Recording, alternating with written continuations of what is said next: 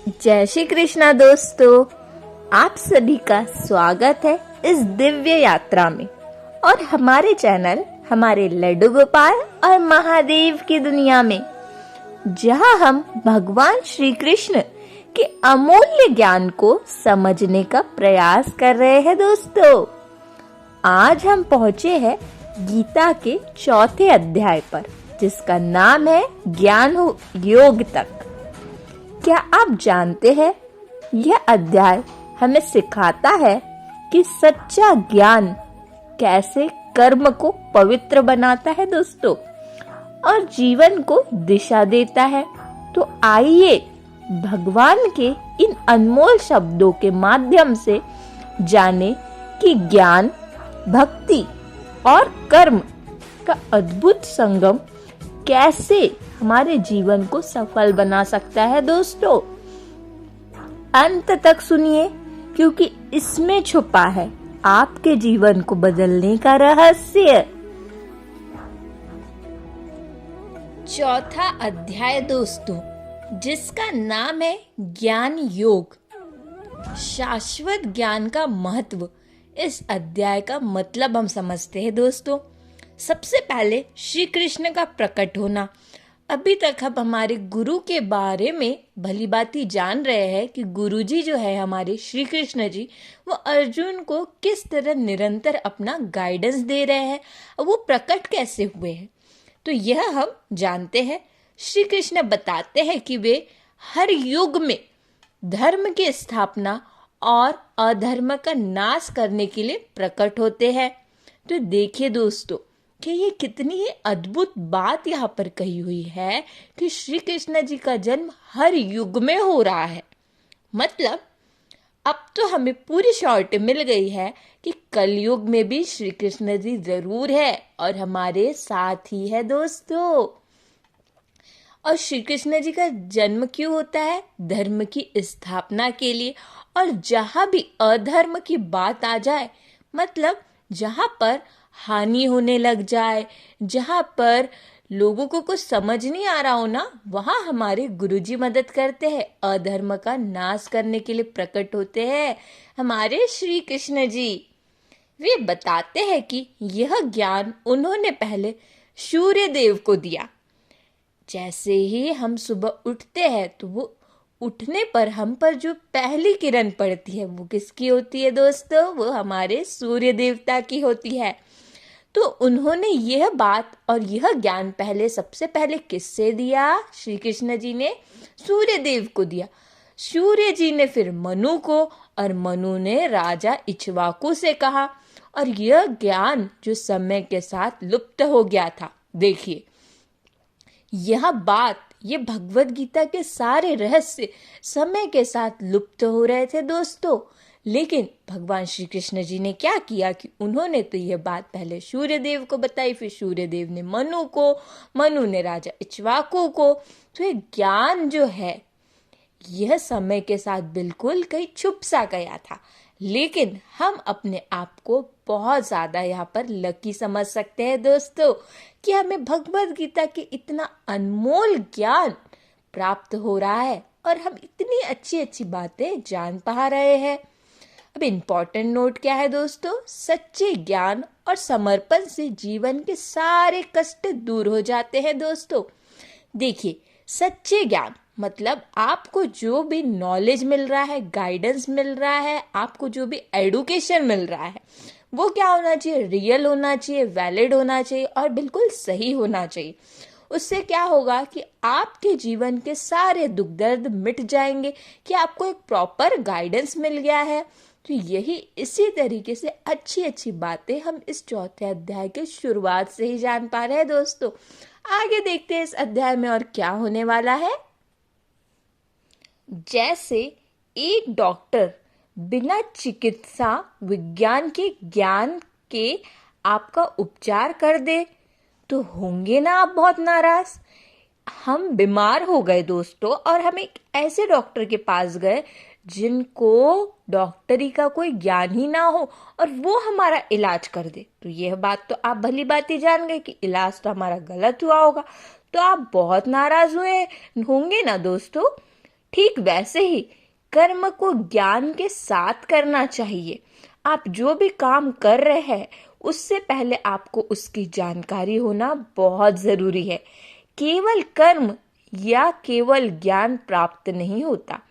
सोचिए, आप निरंतर कर्म कर रहे हैं लेकिन आपके पास कोई गाइडेंस नहीं है, या फिर आपको गाइडेंस मिल गया लेकिन आप काम नहीं कर रहे, तो इन सारी चीजों से हमारा कोई भी चीज अच्छी नहीं हो सकती। ज्ञान प्राप्त करने के लिए एक योग्य गुरु की आवश्यकता होती है। जैसे कि आप जानते हैं कि हमारे जो फर्स्ट टीचर्स होते हैं हमारे लाइफ के, वो होते हैं हमारे पेरेंट्स। तो वो जो हमें ज्ञान देते हैं, वो जो हमें शिक्षा देते हैं, वो शायद इस दुनिया में कोई और दे पाए दोस्तों, जो सही मार्गदर्शन कर सके।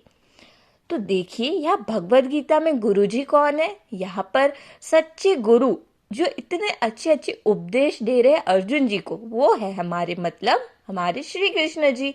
तो देखिए, इसी प्रकार निरंतर हमें इतनी अच्छी बातें जानने को मिल पा रही है। तो हमारे जीवन में ज्ञान को प्राप्त करने के लिए योग्य गुरु का होना बहुत जरूरी है। हमारे पेरेंट्स के बाद में हमारी जो टीचर्स होते हैं स्कूल के, कॉलेज के, तो उनसे जो हमें हेल्प मिलती है और जो हमारे जीवन को मार्गदर्शन वो जो देते हैं, वो हमें एक अच्छे इंसान बनाने में बहुत हेल्प हो जाती है उससे। सच्चा ज्ञान और शांति पाने के लिए भगवान के प्रति समर्पण आवश्यक है। देखिए दोस्तों, जैसे कि आप थोड़ा सा दूसरा अध्याय अगर याद कर पा रहे हो, तो इसमें कहीं ना कहीं ये बात का जिक्र है कि आपको अगर सच्चा ज्ञान प्राप्त करना है और आपको आपके जीवन में शांति चाहिए, तो आपको भगवान के प्रति आस्था होना बहुत ज़रूरी है। आप अपने हर काम के पहले उन्हें याद कर लीजिए, उनसे सारी बातें शेयर कर दीजिए, फिर देखिए आपको तो 100% सक्सेस मिलेगी ही दोस्तों। अब इम्पॉर्टेंट नोट में यहाँ क्या कह रहे हैं? अपने कर्तव्यों का पालन करते हुए ज्ञान का अनुसरण करें। आप अपनी ड्यूटीज को कभी ना भूलें। आपको अपनी ड्यूटी भली भांति निभाना, अपने कर्तव्यों का पालन करना है और उसके साथ ही आपको ज्ञान को प्राप्त करना है दोस्तों। अब देखते हैं आगे और क्या कह रहा है हमारा गीता का अध्याय। ज्ञानी व्यक्ति का जीवन सही मार्ग पर चलता है, जबकि अज्ञानी व्यक्ति भ्रमित रहता है। देखिए, ये एक बहुत ही जरूरी बात यहाँ पर है दोस्तों कि ज्ञानी व्यक्ति जो होता है, जिन्हें गाइडेंस मिल गया प्रॉपर, जिन्हें सही तरह का ज्ञान प्राप्त हो गया, तो वो हमेशा सही मार्ग की तरफ बढ़ते जाएगा और अपने सपनों की तरफ तेजी से बढ़ते जाएगा। लेकिन जिन्हें कोई किसी प्रकार का ज्ञान ही प्राप्त नहीं हुआ, जो कि अज्ञानी कहलाएगा, वो व्यक्ति हमेशा कंफ्यूजन में रहेगा कि ये चीज कैसे होगी, वो चीज कैसे होगी, क्योंकि उसके पास प्रॉपर नॉलेज ही नहीं होगी उस बात की। तो देखिए, इस तरह के कोटेशंस, इस तरह के कोट्स हमें भगवत गीता के अलावा और कोई पुस्तक मुझे नहीं लगता कि सिखा सकती है। भगवान के स्वरूप और उनके कार्यों का साक्षात्कार ही सच्चा ज्ञान है। भगवान के स्वरूप मतलब भगवान का स्मरण करना और उनके कार्यों से सीखना, सच्चा ज्ञान प्राप्त करना ही जीवन को सफल बना देने वाली बात है दोस्तों। यहाँ देखिए, हमारे श्री कृष्ण जी की छवि यहाँ पर उतारी गई है, तो ये कितनी सुंदर लग रही है, हमारे मनमोहन है ही इतने सुंदर। इंपॉर्टेंट नोट, जैसे सूर्य को देखना और उसके प्रकाश से हमारे जीवन में प्रकाशित ज्ञान आना। देखिए, जब हम सूर्य को देखते हैं तो हमें सूर्य से कितना ज़्यादा आप देख रहे हैं कि नेचुरलिटी आपको मिलेगी, कि आपको बिना अपने घर में लाइट जलाने की ज़रूरत नहीं पड़ेगी और आपको सुबह उठते से ही पॉजिटिव एनर्जी मतलब सूर्य का प्रकाश, सूर्य की किरणें आप पर पड़ने लग जाती है दोस्तों। तो वो कहीं ना कहीं ये बात हमें दर्शा रहा है कि हमारे जीवन में सूर्य का जो प्रकाश है वो हमारे जीवन में एक प्रकाशित ज्ञान की तरह है कि आपका हर सवेरा बहुत ही सुंदर और पॉजिटिव एनर्जी के साथ होता है दोस्तों। आपको भी पॉजिटिव रहना बहुत जरूरी है। अब आगे देखते हैं और क्या है। अब आ गए हम हमारे अध्याय की समरी की ओर, जो कि बहुत जरूरी है, हमारे अध्याय का सार। चौथे अध्याय ज्ञान योग में श्री कृष्ण अर्जुन को बताते हैं कि वे हर युग में धर्म की रक्षा के लिए प्रकट होते हैं। वे ज्ञान के महत्व को समझाते हैं और कहते हैं कि कर्म को ज्ञान के साथ जोड़कर करना चाहिए। देखिए, जैसे कि हमने शुरुआत में ही जाना कि श्री कृष्ण जी कैसे प्रकट होते हैं, वो हर युग में है और बिल्कुल हमारे साथ ही है दोस्तों, इसीलिए हमें कभी भी नहीं घबराना है। और ज्ञान आपको कर्म के साथ निरंतर करते जाना है। सही गुरु से मार्गदर्शन लेकर समर्पण और संयम से अपने कर्तव्यों का पालन करना चाहिए। आपके जो गुरु है वो आपको प्रॉपर गाइडेंस दे, ये भी बहुत ज़रूरी होना चाहिए। और आपको हमेशा अपनी ड्यूटीज़ को फॉलो करना है विथ ऑनेस्टी, जिससे सच्ची शांति और मोक्ष की प्राप्त हो सके।